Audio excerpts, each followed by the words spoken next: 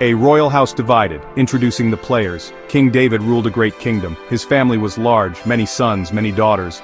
Amnon was his firstborn son. He was the heir, it seemed. He carried the weight of expectation. The palace buzzed with whispers.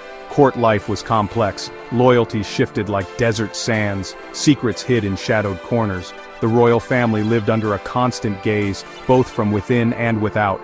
Their lives were not entirely their own to command. Tamar was David's daughter. She was beautiful. Her spirit was gentle. She moved with grace. She was Amnon's half-sister. They shared a father, not a mother. This was common in royal lines. Such connections could be strong or they could be sources of tension. Tamar was cherished by some. She lived within the women's quarters mostly. Her world was more confined than her brother's. She was a princess, pure and admired. In their younger years, perhaps there was normalcy, shared moments, sibling interactions, the innocence of childhood, before the world pressed in, before adult desires twisted things. They were children of a king, privileged, yet also constrained. Duties were unspoken but always present. Their lineage defined them. It set them apart from ordinary folk. They were pieces in a larger game of power and succession. The court itself was a stage, a place of grand pronouncements, a place of quiet plotting. Ambition was a constant companion to many.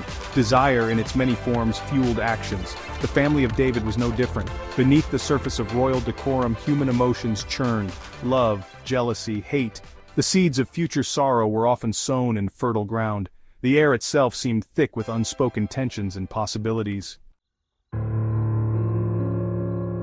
The shadow of obsession, Amnon's darkening desire. Amnon saw Tamar. He saw her often. His gaze began to linger, too long, too intently. A dark thought took root in his mind. It was not brotherly affection, it was something else, something forbidden. This thought grew, it twisted, it became an obsession. He wanted her. He felt he must have her. This desire consumed his waking moments. He could think of little else. This unhealthy fixation on Tamar changed Amnon. He became sullen. He grew thin. He could not sleep. His royal duties suffered. His usual pastimes held no interest. The image of Tamar filled his thoughts. Her beauty haunted him. The impossibility of his desire tormented him. He was the king's son. Yet he felt powerless against this internal storm. He was sick with longing, a malady of the soul. Amnon had a cousin. His name was Jonadab. Jonadab was clever, very shrewd. He noticed Amnon's strange behavior. He saw the prince's distress. He inquired. He pressed Amnon for the cause. He was a man who understood the darker currents of human nature. He was not one to shy away from cunning plans. He saw an opportunity perhaps to gain favor or influence. Jonadab listened to Amnon's confession. He did not condemn. Instead, he offered a solution, a wicked plan. Pretend to be ill, Jonadab advised. Lie in your bed. Ask your father the king to send Tamar. Ask her to prepare food for you, to feed you with her own hand. This counsel was a serpent's whisper. It appealed to Amnon's desperate state. It offered a path to his forbidden goal. Betrayal in the chamber. Tamar's innocence lost. Amnon followed Jonadab's vile advice. He took to his bed. He feigned a grave illness. Word reached King David. The king was concerned for his firstborn. Amnon made his request. Let my sister Tamar come. Let her make some cakes in my sight, that I may eat at her hand. The king, suspecting nothing, agreed. He sent for Tamar. He believed it a simple act of sisterly care. Tamar arrived at Amnon's chamber. She was innocent. Her heart was pure. She worried for her brother. She wanted to help him recover. She set about making the cakes. She kneaded the dough. She baked them carefully. She brought them to his bedside. She did not sense the danger. She trusted him. He was her brother. The sanctity of family was a shield she thought unbreakable. When Tamar offered the food, Amnon refused. Send everyone away, he commanded his servants. They left. He and Tamar were alone. Then he revealed his true intent. He seized her. Come, lie with me, my sister, he said. Tamar was horrified. She pleaded with him, No, my brother, do not force me. Such a thing should not be done in Israel. Do not do this wicked folly. Her pleas fell on deaf ears. His lust was a raging fire. He was stronger than she. He overpowered her. He violated her. The act was brutal. It was a profound betrayal. Tamar's world shattered in that moment. Her innocence was stolen. Her dignity was stripped away.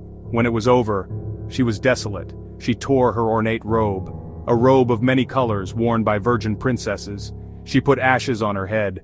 Her grief was a raw, open wound. The bitter harvest consequences and a kingdom's grief. Amnon's desire, once satisfied, turned to disgust. He now hated Tamar. He hated her intensely. "Get up, be gone," he yelled. His cruelty was shocking. He had lusted. He had taken.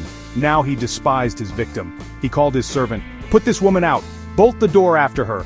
Tamar was cast out, humiliated, broken. Her spirit was crushed by his sudden, violent rejection. Tamar stumbled out, weeping. Her cries filled the air. Her brother Absalom found her. He saw her torn robe. He saw the ashes on her head.